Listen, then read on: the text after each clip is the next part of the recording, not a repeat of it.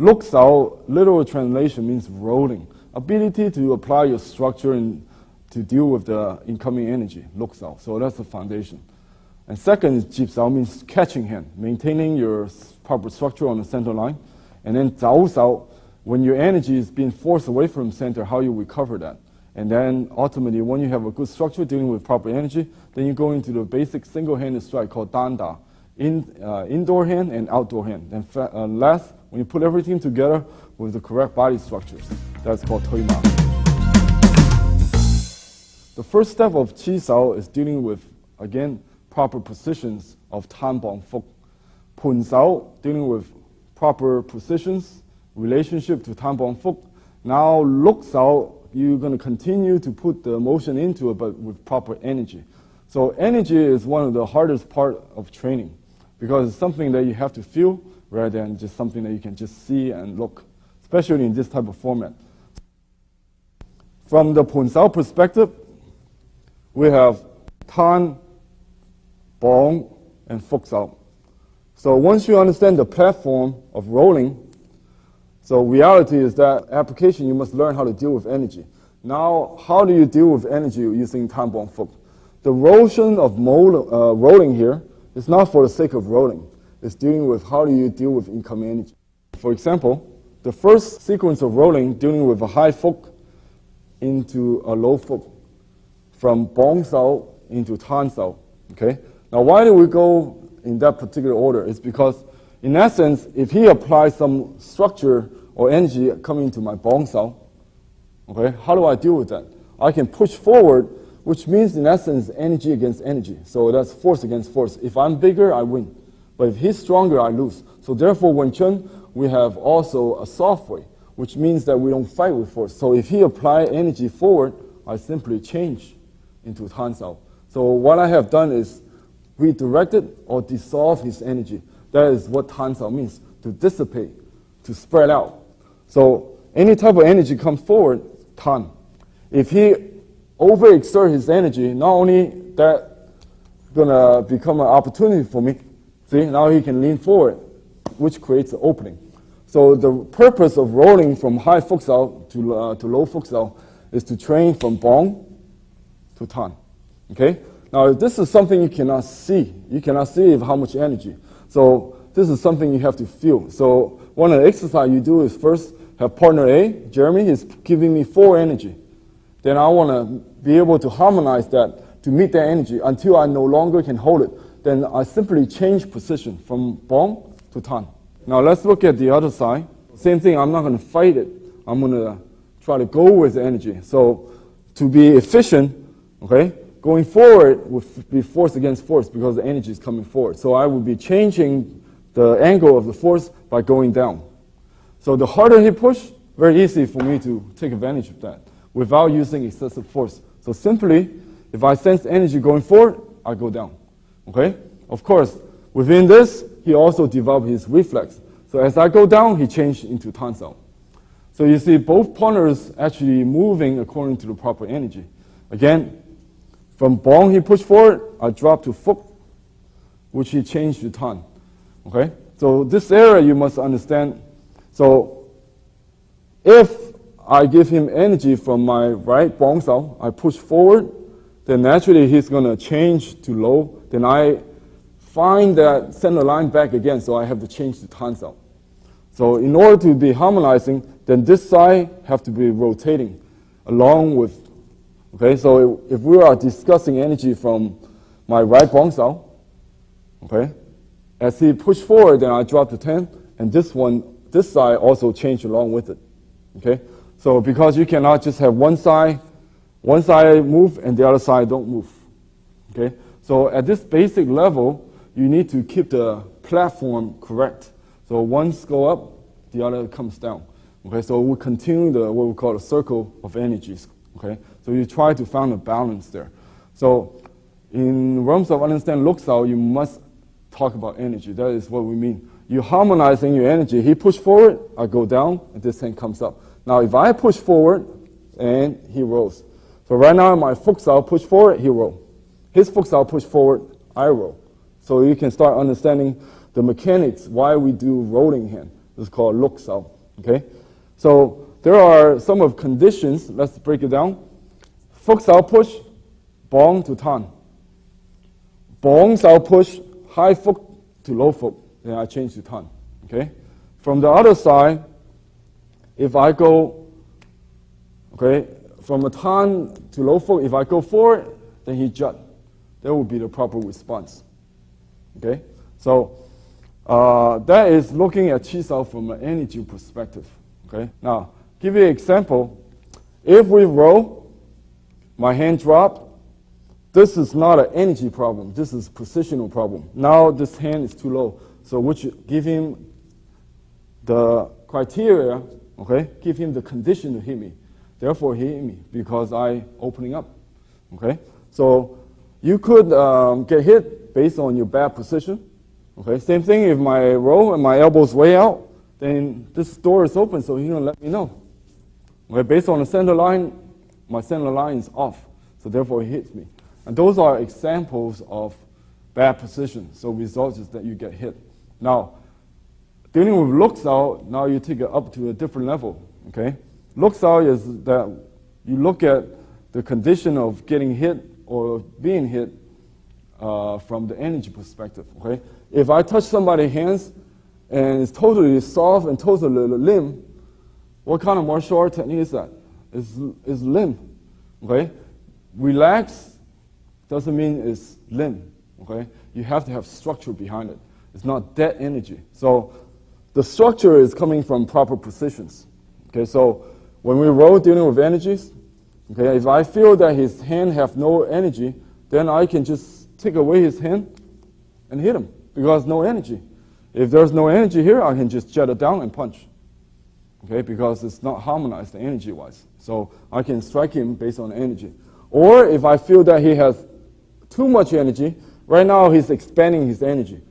He's using tension. Well, that's fine because energy is too much, becomes excessive. So I can take advantage of that, which affects his whole body. So you don't want to have too much energy or too little energy. So energy part is much harder to master than certain positions. So by having energy, then you start to really understand if you have a good position. But only when you put the proper energy in, then you understand if you have a good position or not. So as we start rolling, okay, I start feeling his energy. If you give me more energy here, I will respond to it. If you give me energy here, okay, I will respond to it. If I give him energy here, he will respond to it. Basically, it looks out provide you two reasons for striking opponents. One, that if his position is bad, hands not on the center line, okay, elbow is being jammed, or too high or too low, okay, those are position problems. So you have an opportunity to hit. Second is based on his energy.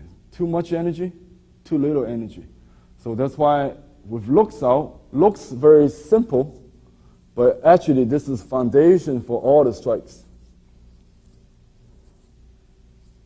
So as an instructor training the students, you must have proper positions by correcting your student's position. Then you must provide him with the energy so he can respond properly.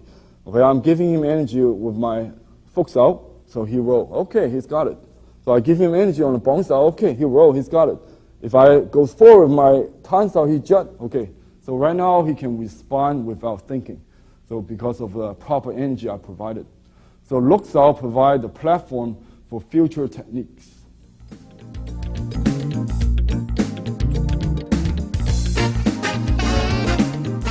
Okay, next we'd like to move in jib sao.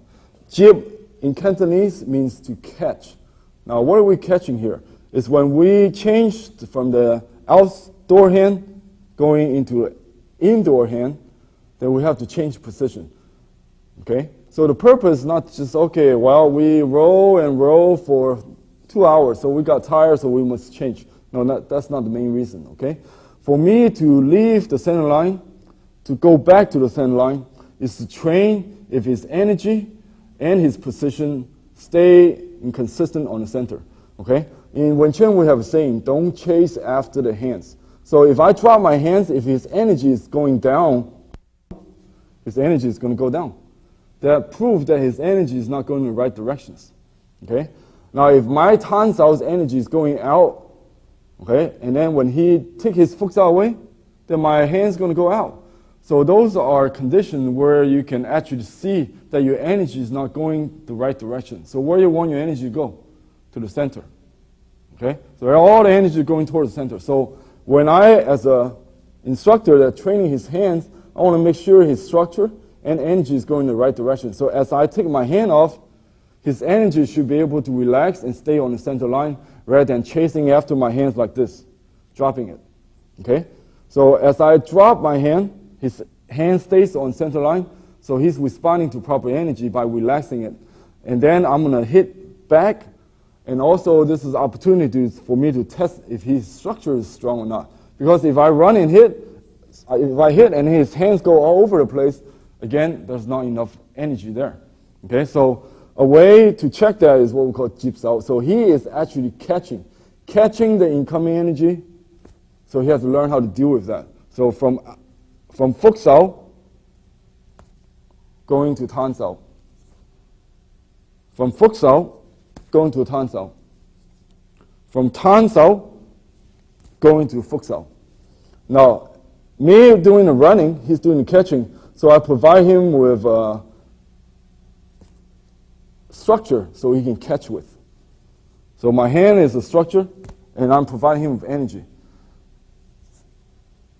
As we roll, I can change, and he plays catch. Now you notice the timing factor. As I run, the last second, he changed. Because as soon as I run and then he changed the technique, that means it's already, okay, telegraphic. He committed a technique without the proper timing. It's too early. So you must also take into account the proper timing. Catching, catching, catching, catching.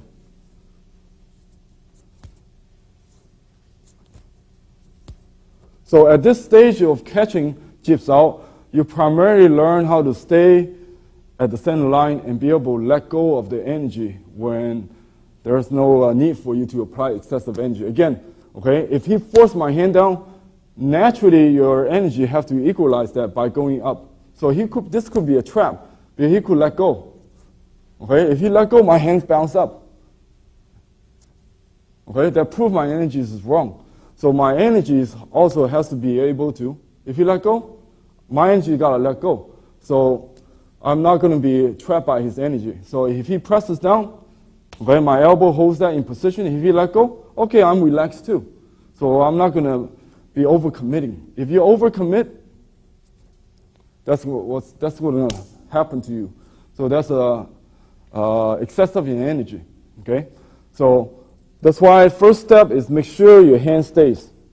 So you learn how to relax, which is an attribute you should already have from the Silim Tao. Now you are really testing if you have the proper structure, because I'm actually providing you with the energy that's coming towards your bridge.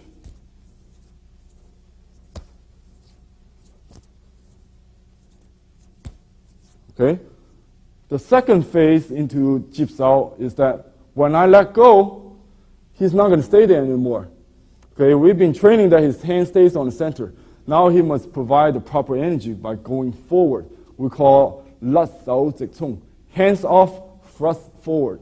Okay, because at the basic stage, if I let go of the hand and your hand stays, then there's a time delay because you lost the opportunity because I opened up myself. He should have a chance to hit me. So therefore, now he moving into the second progression. When I let go of his hand had to thrust forward. Okay? That tells me he's responding with proper timing, with the proper energy flow, which is going back to the center line. So now when I run, he's going to go forward. Then I catch, then he's going to catch. So I deliberately to check if his hands are responding with the proper forward energy.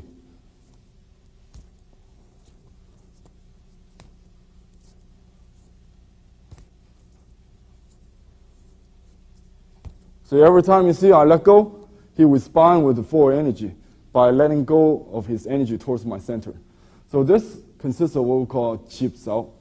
Okay, once you have basic idea, understand, which is maintaining your center and then projecting the energy forward, then you can go into a little bit more lively expression.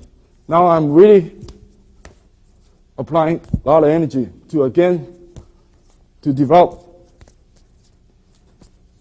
his structure. You see, the little space I let go, he had the room to go forward. That means his center is good and his energy is proper. His energy didn't chase after my hands. Okay? So you can see this is the reinforcements of basic rolling, not just roll, but now from inside to outside, you are also learning how to respond with this.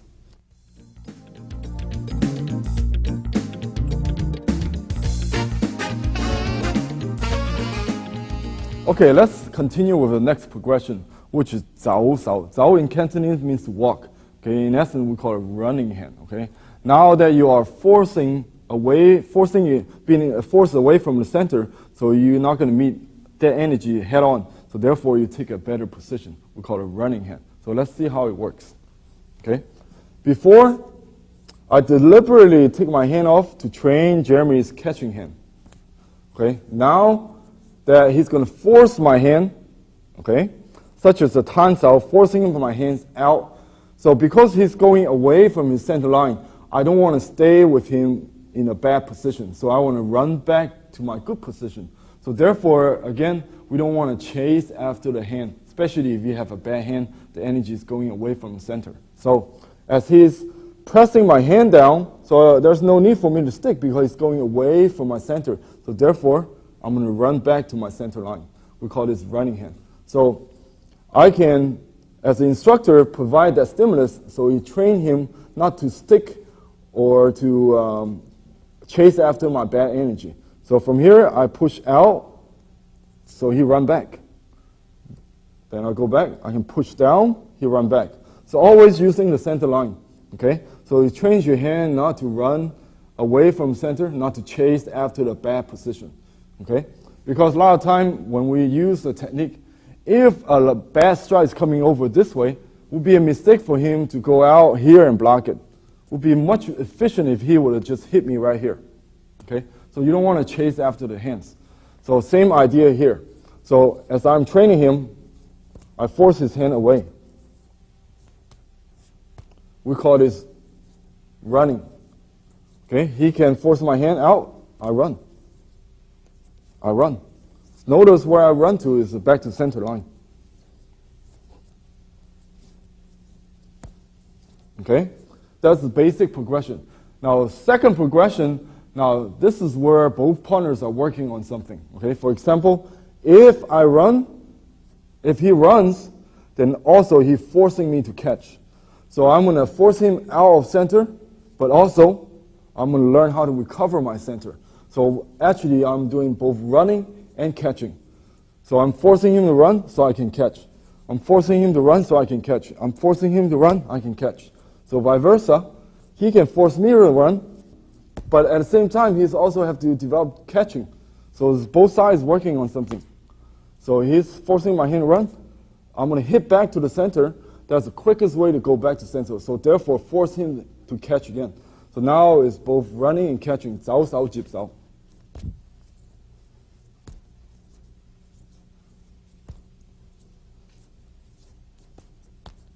Okay, you see a double run there. So everything is based on the center and the proper energy. So if I force him and then I cut his center again, then he might have to do a double run. Okay? So at this stage, it's developing proper reactions. So he runs, I catch. Oop, I run again, then I catch again. Okay, so the motion could be very fast based on individual attributes.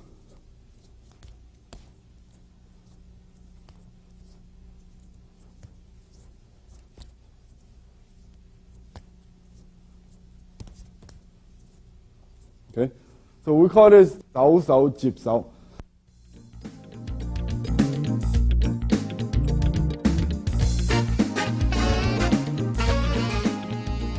Now what we have done is lok sao, jip sao, zao sao. Okay. Now let's look at dan da. Basically, dan da what we call single-handed strike.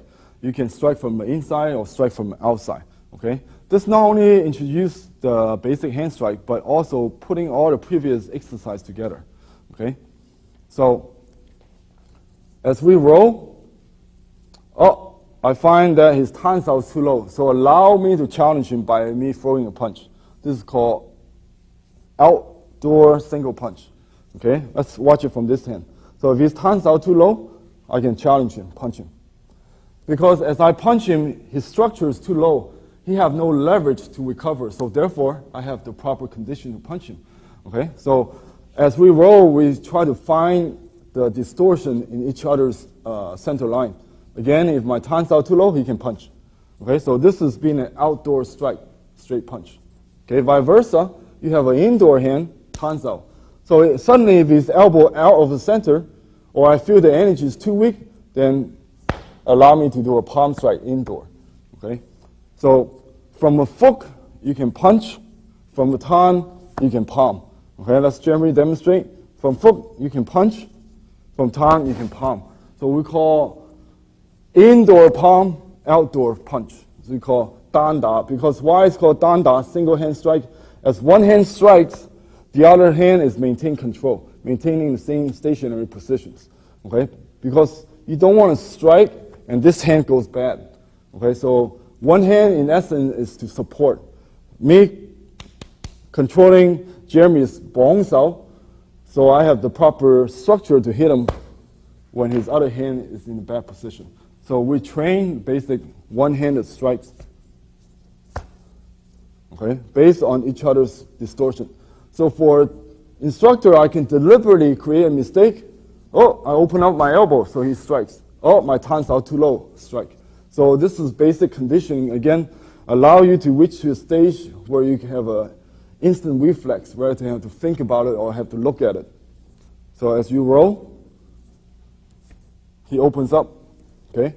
Or I can force him out, and because now we are introduced with a strike, he no longer just hit the center line or go to the empty space. He actually have to make contact now because now he is being introduced with basic strikes. So as my hands goes bad, I force him out, he actually hits me. Okay, so you're closer to the reality of applying your technique. Okay, same thing. I can punch, and he overreact with the tansao going away, then I can run back and palm strike him. Let's look at that again. Okay, so as I palm strike, he juts. So now I'm not going to chase after a downward motion. I'm going to continue to hit him by doing a run. So now you can see how running and catching actually is to train to support your single-handed strikes. Later on, you will have an unstoppable single-handed strike. Okay, watch. As I palm strike him, he jut, I run. So it's like you have a backup system. Okay. Now again, everything is based on previously what you've been training for.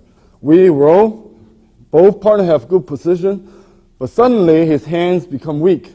He drops his hand, so I strike him. Boom.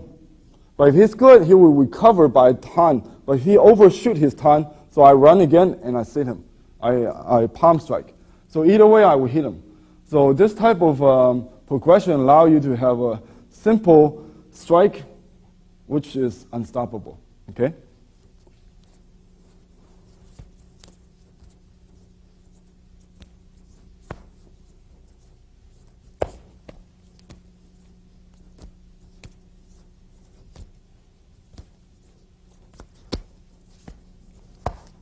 Okay.